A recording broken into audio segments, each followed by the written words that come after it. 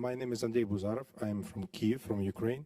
I'm foreign policy expert and researcher. I have one question to Senator Murphy and to Hannah Neumann.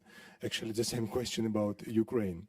I'm foreign policy expert, but I cannot understand whether the question of Ukraine is a foreign policy question for the United States or it is internal policy question for the United States.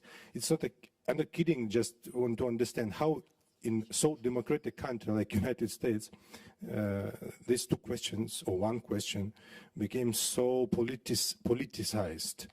And what is the reason of such kind of politicization of Ukrainian topic on the eve of elections in the United States? And what is the level of degree of possible politicization of Ukrainian topic on the eve of elections in European Parliament? Sure. Let's do one more question.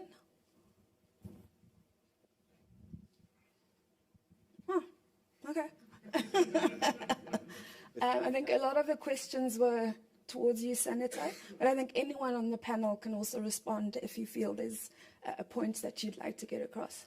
Well, listen, there is a demand in the American public for election reform. There is.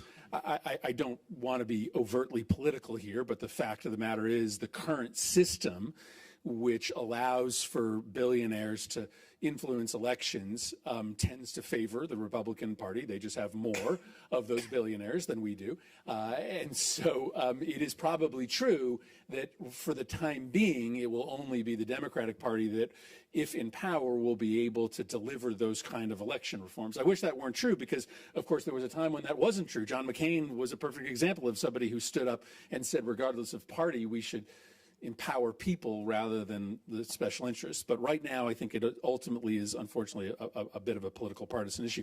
On this other question of sort of what's going on in the United States, why has this become a political issue?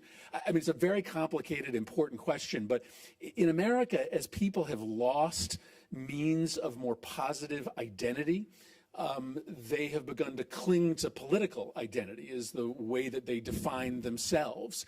And so more and more Americans define themselves as Republicans or Democrats and come to the conclusion that the other side is an existential threat to themselves and to the country. And so on this question of Ukraine, as the war is more and more identified with President Biden, more and more Republicans and supporters of President Trump don't do an independent analysis of whether engaging with Ukraine is good or bad for the United States. They just come to the conclusion that Joe Biden is for it, so it must be bad for the country, right? And that is an unfortunate aspect of American politics today. Notwithstanding that dynamic, the majority of Americans still support funding for Ukraine. The majority of the Senate still supports funding for Ukraine. The majority of the House still supports funding for Ukraine. We just have to get everybody to vote. And if they do, we will deliver another year's worth of aid. But this is a problem that will become worse in American politics. The fact that if one party is for something or identified for it, the other party believes that they must be antithetical to that position.